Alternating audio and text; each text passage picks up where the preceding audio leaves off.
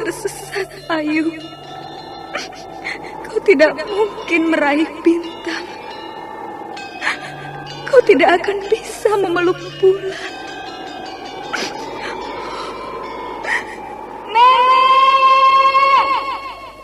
Nenek Raga Runting! Ayu! Ayu!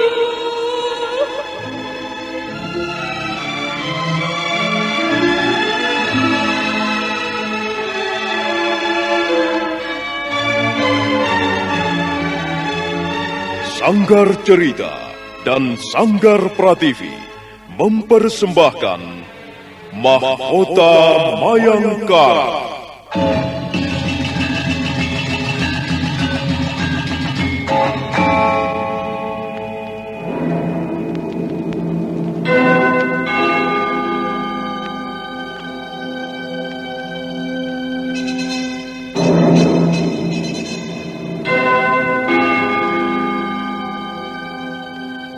Cerita ini lanjutan dari Tutur Tinular. Kisah berlangsung pada zaman pemerintahan Prabu Jayanegara atau Kala Gemet, Raja Majapahit yang kedua.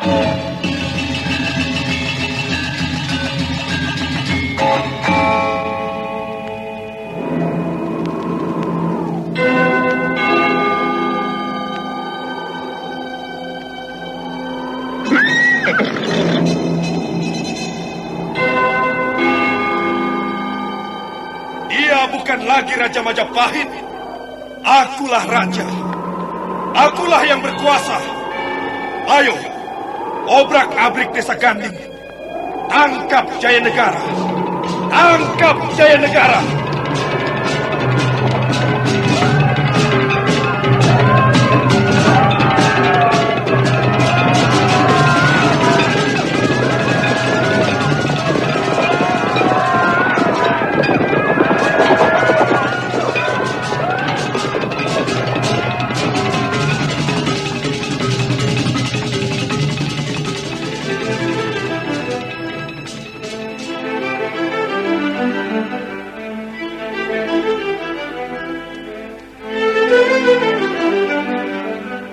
Naskah ditulis dan diolah oleh S. Tijab.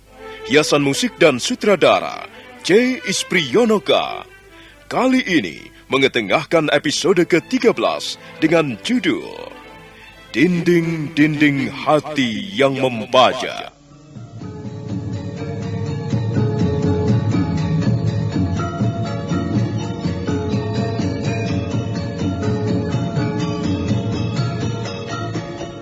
Dalam seri ke-389 ini didukung oleh para pemain Iwan Dahlan sebagai Pranayam, Lanti sebagai Puya, dan Asdi Suhastra pembawa cerita. Selamat menikmati. Sandiwara Radio ini masih Anda dengarkan di channel YouTube Satria Collection. Jangan lupa tekan tombol like dan subscribe.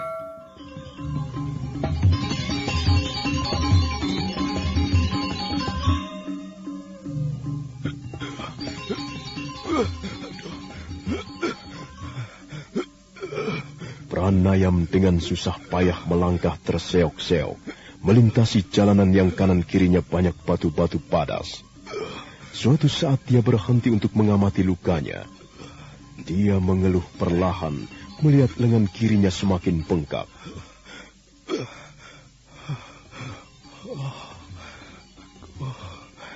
Aku harus segera sampai di lereng Gunung Lejar. Harus segera melaporkan tugas-tugasku pada Tuan Putri Tunggadewi. Aduh, panas sekali rasanya, panas dan nyeri. Oh, Dewata Agung,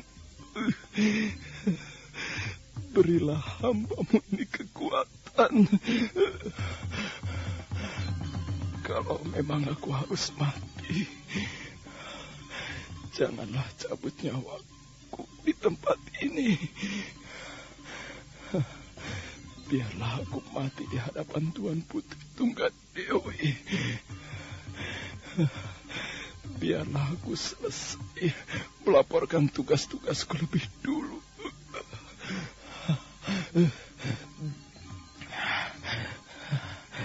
Berilah aku ketabahan dan kekuatan, ya Dewata Agung, penguasa semesta alam. Aduh. Kembali Pranayam melangkah.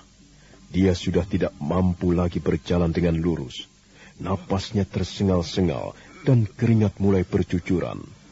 Tapi Pranayam adalah seorang prajurit yang tangguh, seorang kawula yang tabah dan setia. Karena itu dia tetap teguh pada pendirian demi menjalankan tugas. Dia pantang menyerah dan dia terus melangkah. Aku harus terus melangkah. Aku harus sampai di lereng Gunung Lejar. Aku tidak peduli lagi. Sekalipun aku akan berkeringat darah, tapi aku akan meneruskan perjalanan ini. Dan barangkali perjalananku yang terakhir.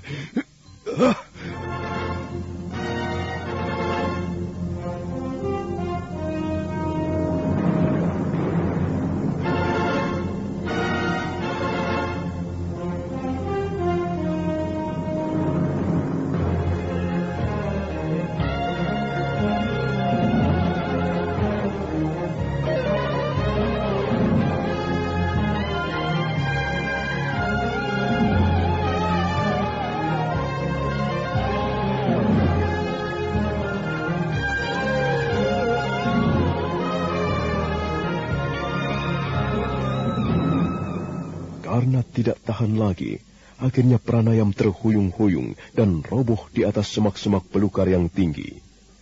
Untuk sesaat lamanya, laki-laki perkasa itu terbaring dalam keadaan sangat menyedihkan. Angin Gunung Lejar bertiup lembut. Burung-burung beterbangan di angkasa pagi yang cerah dan indah. Waktu terus berjalan, dan Pranayam masih juga belum sadarkan diri. Menjelang tengah hari, mendadak muncul sosok tubuh seorang gadis. Dia berjalan mengendap menghampiri Pranayam. Gadis itu menutupi wajahnya dengan selembar selendang berwarna hitam. Rupanya dia terluka. Kasihan sekali. Lengan kirinya bengkak. Pasti lukanya sangat parah.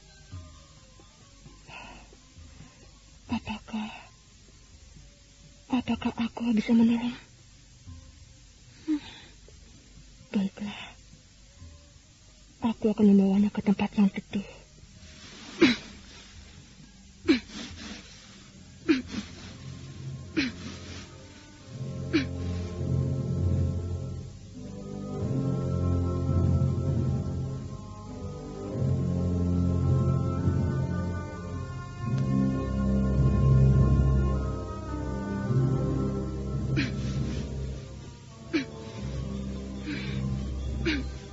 Gadis bercadar kain hitam itu menyeret tubuh Pranayam, membawanya ke bawah pohon yang rindang.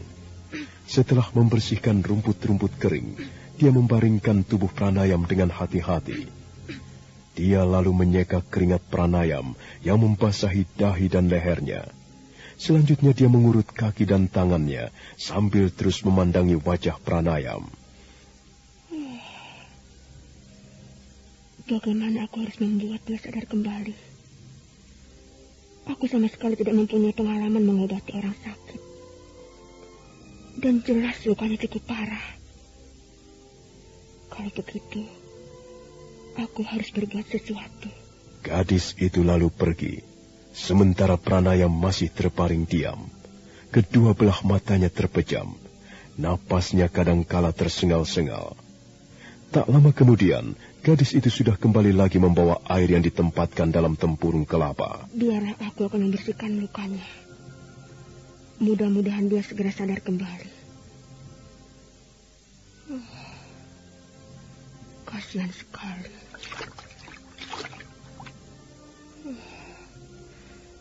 Kalau saja aku paham tentang ilmu pengobatan, aku akan segera mencari ramuan daun-daunan.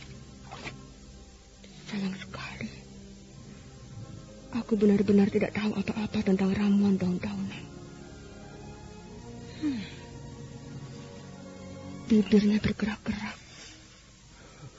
Mudah-mudahan dia segera sadar kembali.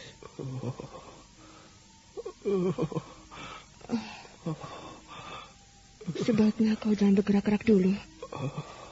Biarlah aku membersihkan lukamu. Ayu? Kaukah itu Ayu Wandira?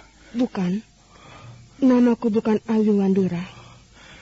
Ayu, mengapa kau tidak mau kembali ke lereng Gunung Lejar? Kembalilah, Ayu. Kau tidak usah takut. Aku tahu. Kau tidak pernah mencintaiku. Cintamu hanya menjadi milik Tuan Cakradara. Siapa kau ini? Kau tidak perlu tahu siapa aku. Aku tidak bermaksud apa-apa. Aku hanya ingin menolongmu.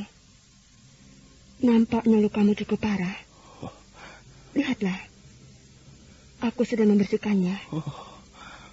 Kukira kau Ayu Wandira. Aku bukan Ayu Wandira. Lalu siapa kau ini? Coba sebutkan namamu. Aku ingin tahu siapa namamu. Aku tidak mempunyai nama. Setiap orang pasti mempunyai nama. Aku ingin tahu nama orang yang telah berbaik hati padaku. Ayo katakan. Katakan siapa namamu. Kau gadis dari desa di sekitar tempat ini. Aku tidak mempunyai tempat tinggal. Lalu mengapa? Mengapa kau menolong aku? Apa yang kau lakukan di sini? Aku kasihan padamu. Aku tahu kau orang baik. Dimanapun juga, orang baik akan mudah memperoleh pertolongan. Dari mana kau tahu bahwa aku orang baik? Karena aku tahu siapa kau. Kau mengenalku? Sudahlah. Jangan bergerak-gerak dulu. Nanti kau pingsan lagi.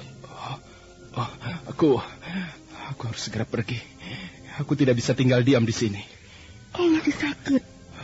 Kau baru saja pingsan. Jangan bergerak-gerak dulu. Aku harus segera sampai di lereng Gunung Lejar. Aku mengemban tugas yang sangat penting. Kau nekat sekali. Apa kau tidak tahu bahwa lukamu sangat parah? Iya, aku tahu. Tapi aku sedang menjalankan tugas. Terima kasih atas pertolonganmu. Tapi benar kau tidak bersedia menyebutkan siapa namamu? Orang yang berdosa tidak perlu memakai sebuah nama. Berdosa? Apa maksudmu? Sudahlah. Kau tidak perlu tahu siapa aku. Kalau kau ingin meneruskan perjalanan, mari ku antar.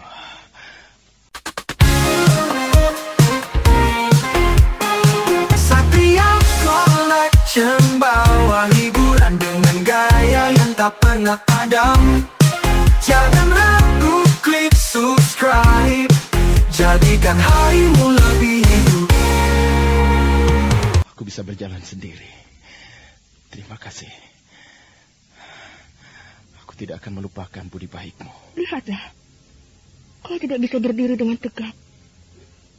Bagaimana kau bisa meneruskan perjalanan? Lereng Gunung Lejar masih sangat jauh dari sini. Ayolah. Aku tidak bermaksud apa-apa. Aku hanya ingin sekedar menolongmu. Ayo. Kalau kau mau berjalan, aku bisa memapahmu perlahan-lahan.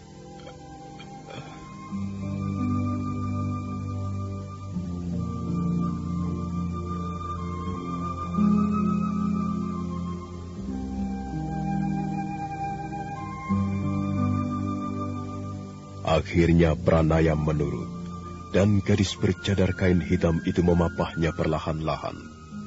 Mereka berjalan menyusuri jalanan setapak, mendaki lereng demi lereng. Tapi rupanya keadaan Pranayam sudah sangat payah. Akhirnya dia mengajak berhenti.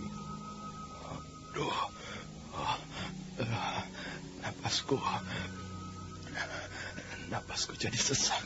Kita istirahat dulu sebentar. Ya, Kukira sudah cukup. Kau tidak usah mengantar aku lagi. Aku bisa meneruskan perjalananku sendiri. Aku tahu kau seorang laki-laki yang teguh pendirian dan berani. Tapi kau harus menyadari keadaanmu. Kau membutuhkan pertolonganku. Aku tidak ingin merepotkanmu. Kau tidak merepotkan siapa-siapa? Ada apa? Kepalaku agak berat. Dan pandangan mataku kabur. Aku membawa air bersih. Sebaiknya kau minum sedikit untuk membasahi kerongkonganmu. Nah, minumlah. Gadis itu menyorongkan tabung bambu yang berisi air bersih. Pranaya meneguknya perlahan-lahan. Memang benar, dia menjadi lebih segar. Sementara itu waktu terus berjalan, dan senjakala mulai tiba. Kukira aku sudah cukup istirahat. Tapi sebelum meneruskan perjalanan, ada sesuatu yang ingin kutanyakan padamu. Maukah kau menjawabnya dengan jujur? Apa yang ingin kau ketahui? Aku melihat keanehan pada dirimu. Sepertinya kau sengaja menutupi wajahmu. Apakah kau takut seseorang mengenalimu? Tidak. Tidak akan ada seorang pun yang dapat mengenaliku. Tapi mengapa kau menutupi wajahmu? Karena aku tidak ingin orang melihatku. Mengapa? Kukira kau seorang gadis desa yang cantik dan lugu. Iya. Aku memang seorang gadis yang cantik dan lugu. Kalau begitu, kau tidak perlu menyembunyikan wajahmu. Sudahlah. Jangan bertanya-tanya lagi soal itu. Sebab tidak akan ada gunanya. Bagiku semuanya sudah berlalu. Aku ini orang yang paling berdosa. Itulah sebabnya Dewata Agung memberikan hukuman berat. Bukankah setiap orang yang berdosa harus mendapatkan hukumannya? Dan aku tidak akan menyesali apa yang sudah terjadi. Aku akan menerima hukuman ini dengan hati yang lapang. Karena memang aku pantas menerimanya. Dosa. Aku tidak yakin gadis lugu seperti kau bisa berbuat dosa. Semula aku juga beranggapan begitu. Tapi ternyata tidak. Ternyata bisa juga aku berbuat dosa. Dan sekarang, aku tahu bahwa setiap orang bisa saja berbuat dosa. Karena manusia mempunyai kelemahan-kelemahan yang tidak nampak. Kau pernah melakukan kesalahan pada seseorang? Aku pernah melakukan kekeliruan yang sangat besar. Dan akhirnya, semua itu harus kutebus dengan menyembunyikan wajahku ini. Baiklah. Kalau memang kau keberatan, aku tidak akan memaksa lagi. Sekarang mari kita lanjutkan perjalanan. Tapi sebenarnya aku tidak minta agar kau menemaniku. Aku bisa berjalan sendiri. Kalau kau dalam keadaan baik dan tidak terluka parah seperti ini, tentu saja aku akan membiarkanmu berjalan sendiri. Ayolah, sebentar lagi malam tiba. Aku harus membuat obor untuk penerang di jalan.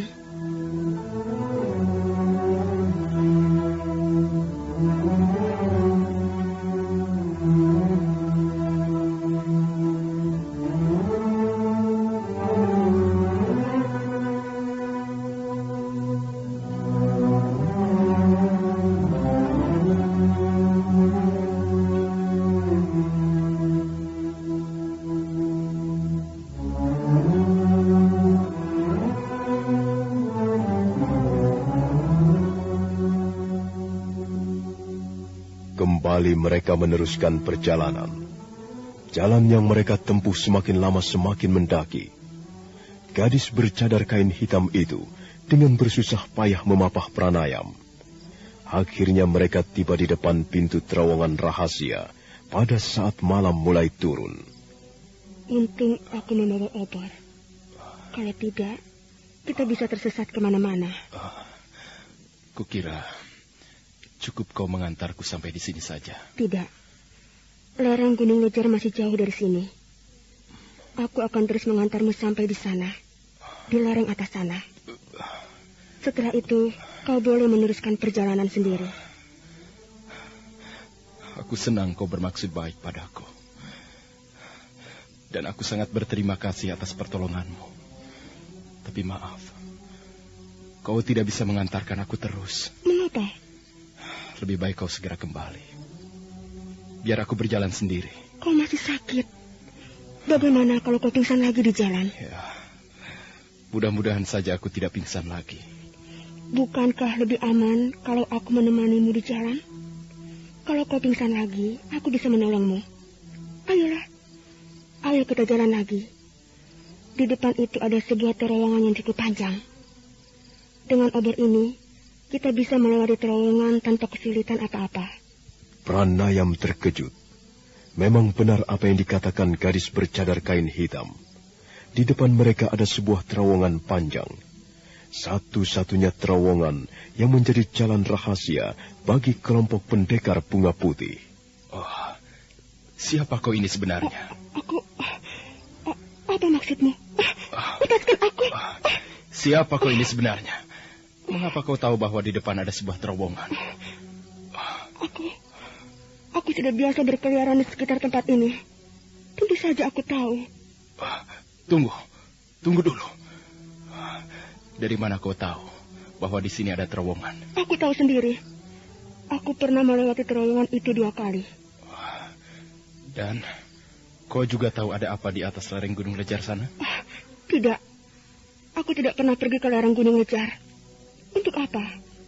Aku hanya tahu bahwa di sini ada terowongan panjang. Maaf. Terus terang, aku curiga padamu.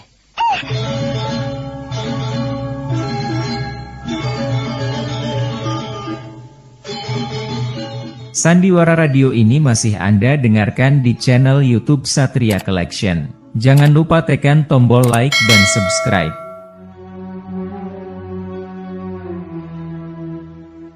Tiba-tiba gadis bercadar kain hitam menyebut-nyebut terowongan rahasia. Pranayam terkejut.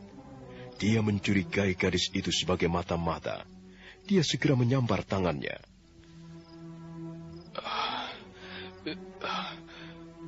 Benar kau tahu di sini ada terowongan. Aku sudah 2 kali melewatinya. Dan kau juga tahu apa yang ada di atas lereng Gunung Lejar? Aku tidak pernah pergi ke sana.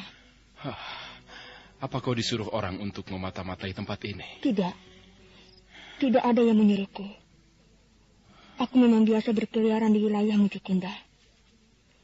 Aku hafal daerah ini seperti mempunyai bukunya. Aku tahu liku-liku daerah ini. Aku kenal rumput-rumputnya. Aku kenal pohon-pohonnya. Aku tahu lembah dan tebingnya yang curam. Kau membuatku penasaran.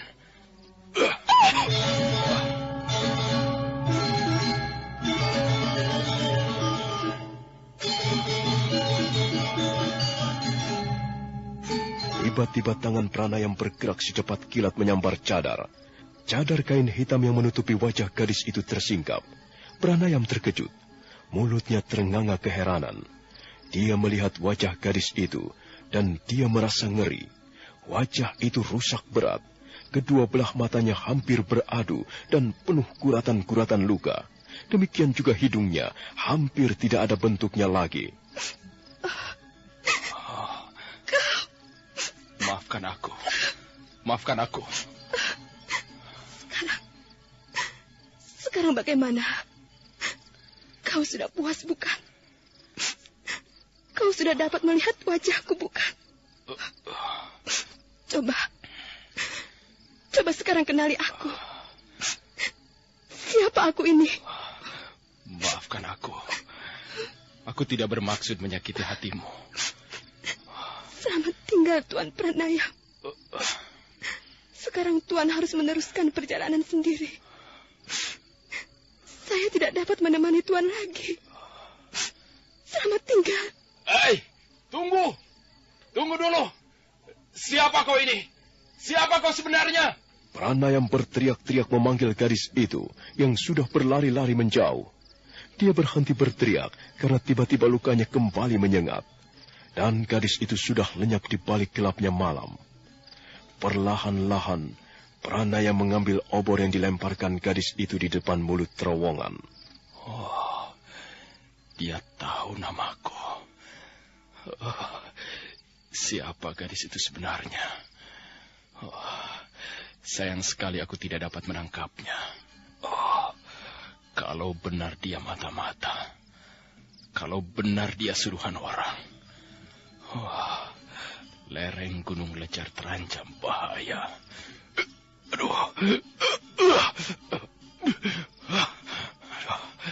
Penyakit jahanam. Dia menyerang lagi. Tapi aku harus meneruskan perjalanan. Aku harus segera tiba di lereng Gunung Lejar.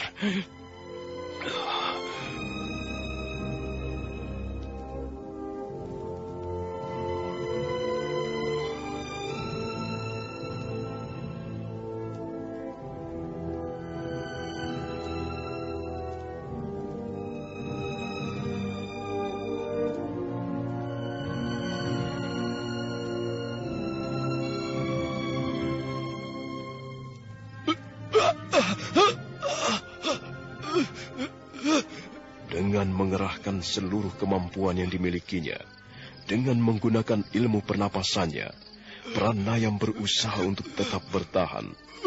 Dia melangkah perlahan-lahan menuju mulut terowongan.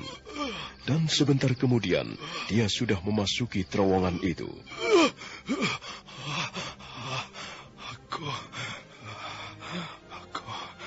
Aku tidak mau mati di tengah jalan. Aku harus segera sampai di lereng Gunung Lejar.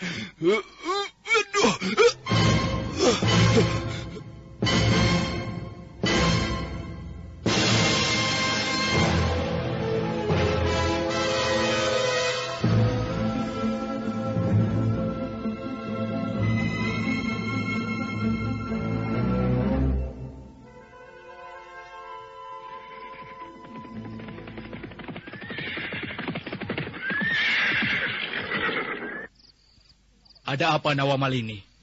Mengapa berhenti? Aku melihat sesuatu di dalam terowongan, Andaka. Iya, sepertinya ada cahaya berwarna merah. Hati-hati. Jangan-jangan ada orang baru saja melewati terowongan itu. Atau mungkin ada yang menemukan jalan rahasia kita ini.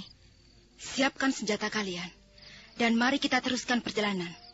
Kalau memang ada orang di dalam sana, kita terpaksa tidak bisa mengampuninya lagi. Kecuali dia bermaksud baik. Kawan-kawan! Cepat cabut senjata kalian dan turun dari kuda.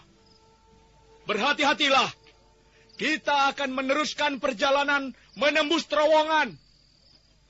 Berhati-hatilah. Semua harus dalam keadaan siap bertarung.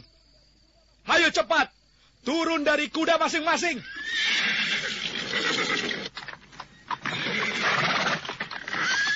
Orang-orang berkuda itu, yang tak lain adalah kelompok pendekar bunga putih, segera melompat turun dari kudanya masing-masing. Nandaka dan Pradipa menghunus pedang. Demikian pula Putri Tunggadewi dan Raja Dewi. Selanjutnya mereka melanjutkan perjalanan sambil menuntun kuda.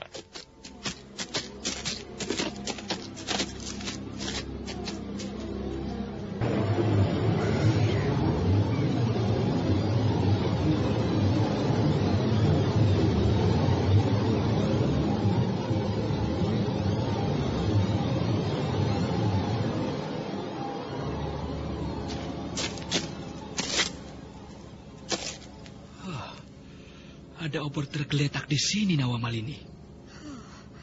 Pasti ada orang yang baru saja memasuki terowongan ini. Ini dia orangnya. Tangkap saja.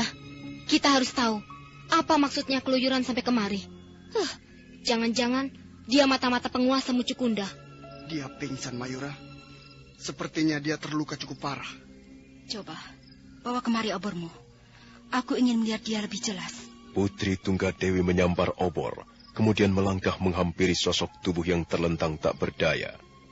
Pradipa segera membalikkan punggung orang itu, sementara Nandaka berusaha menerangi wajahnya. Nandaka terkejut. Oh, lihat Nawa Malini. Bukankah ini Paman Pranayam? Iya, dia Paman Pranayam. Apa? Paman Pranayam? Tenang, tenang semuanya. Kalian minggir. Jangan berdesak-desakan di situ. Benar. Dia Paman Pranayam.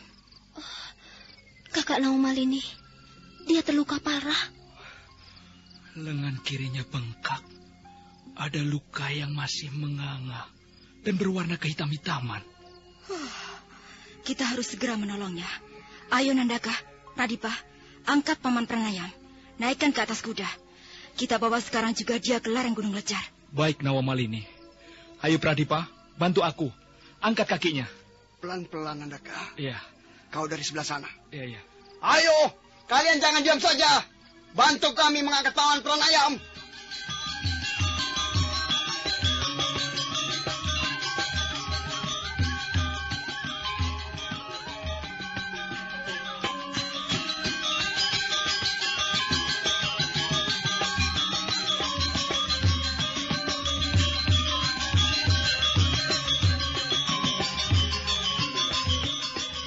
Akhirnya Pranayam sampai juga di lereng Gunung Lejar. Nandaka dan Pradipa segera membaringkan tubuhnya di ruangan pendopo. Putri Tunggadewi dan Raja Dewi kelihatan cemas. Sementara itu, Nini Raga Runting sibuk memeriksa lukanya yang masih mengeluarkan cairan seperti lendir berwarna kuning. Bagaimana Nini? Apakah lukanya cukup parah? Dia kena sabetan senjata yang dibubuhi racun. Aku sudah menduganya. Lukanya berwarna kehitam-hitaman dan lengan kirinya bengkak. Nini, apakah racun itu berbahaya? Senjata yang melukainya dibubuhi racun warangan yang ganas. Apakah lukanya masih bisa disembuhkan ini? Apakah ada ramuan daun-daunan yang bisa menawarkan racun itu? Ya, aku terpaksa berterus terang pada kalian. Racun warangan yang sekarang bersarang di tubuh Pranayam tergolong racun warangan yang sangat kuat dan ganas. Kalau sampai racun itu menjalar kemana-mana, keadaannya bisa sangat berbahaya. Apalagi kalau sampai racun ini menjamah jantungnya. Dia bisa membunuhnya dengan sangat kejam. Kakak Naumalini, bagaimana kalau sampai Paman Pranayam tidak tertolong lagi, Kak? Tenanglah, Mayura. Kita akan berusaha menolongnya. Kita hanya bisa berusaha. Apakah itu akan berhasil ataukah tidak? Serahkan saja pada kekuatan Dewata Agung. Oh, Pranayam. Hampir 2 bulan lamanya dia pergi meninggalkan lereng Gunung Lejar.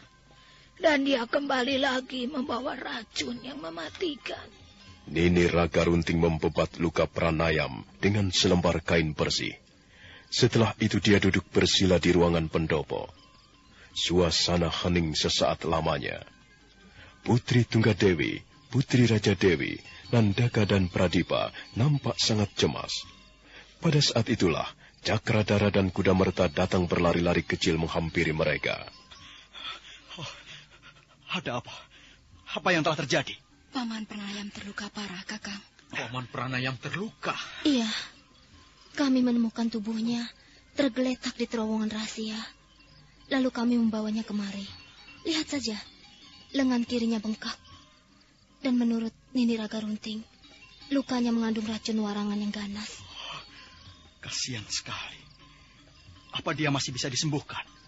Kita harus berusaha menyembuhkannya. Kita harus mencari seorang tabib. Lihat kakak, dia sadar. Dia sadar kembali. Sandiwara Radio ini masih Anda dengarkan di channel YouTube Satria Collection. Jangan lupa tekan tombol like dan subscribe.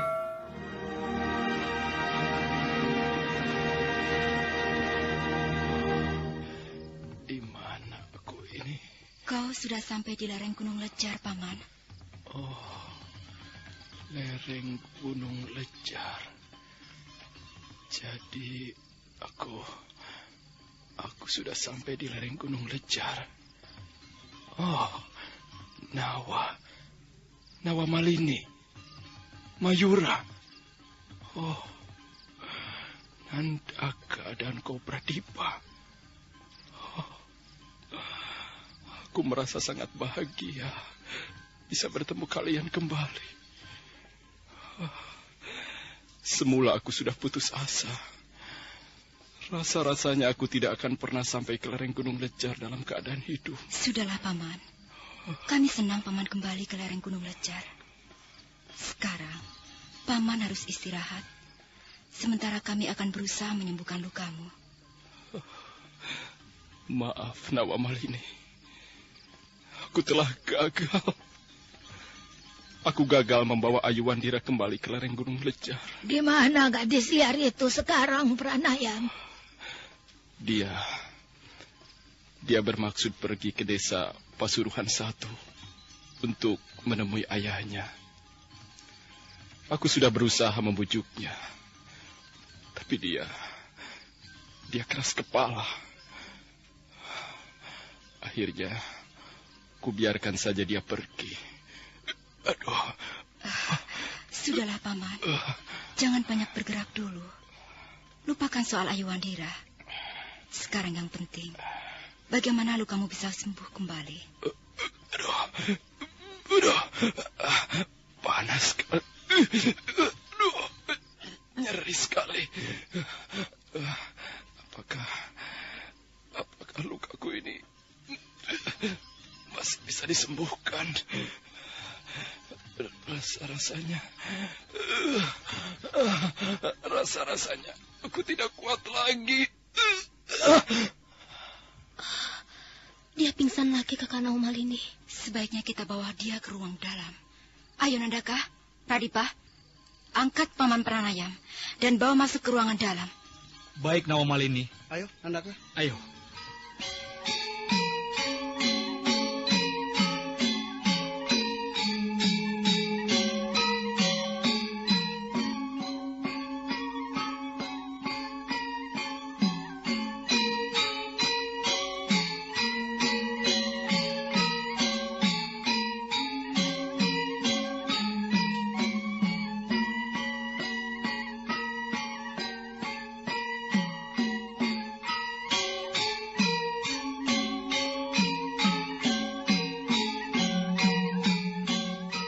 Putri Tunggadewi, Putri Raja Dewi, Nini Raga Runting, Kuda Merta dan Cakradara menunggui Pranayam semalam suntuk di ruangan dalam.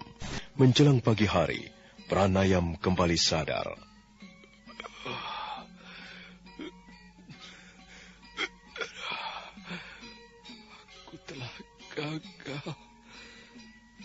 Aku telah gagal membawa Ayu Wandira kembali ke lereng Gunung Lejar. Paman, aku tahu kau sudah menjalankan tugasmu dengan baik. Dan kau tidak pernah gagal. Sama sekali tidak, Paman. Kau pasti sudah berusaha keras. Aku percaya padamu, Paman.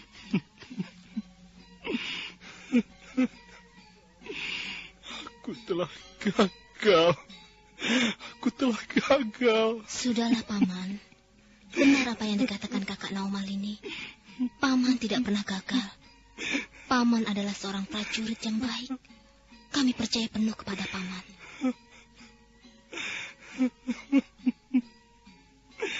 Hamba mohon ampun, Tuan Putri. Ampunilah hamba. Hamba telah gagal menjalankan tugas. Seharusnya hamba berhasil membawa Ayu Wandira kembali ke lereng Gunung Lejar. Tapi gadis itu benar-benar keras hatinya. Hamba tidak berhasil melunakkannya.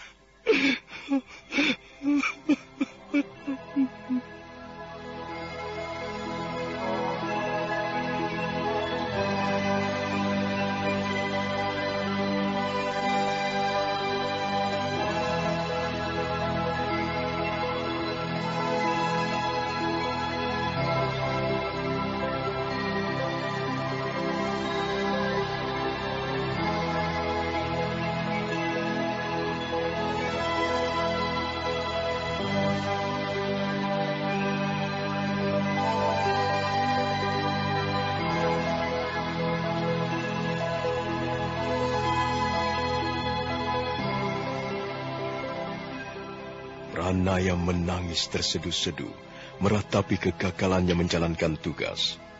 Mereka semua merasa iba melihat keadaan laki-laki itu, dan mereka berusaha menghibur hatinya. Pranaya merasa sangat terharu melihat dua orang putri junjungannya duduk menunggu sampai pagi tiba. Nah, bagaimanakah kisah selanjutnya? Mampukah Pranaya bertahan hidup? Saudara pendengar, silakan menunggu seri berikutnya dalam episode ke-14 yang akan datang. Sampai jumpa.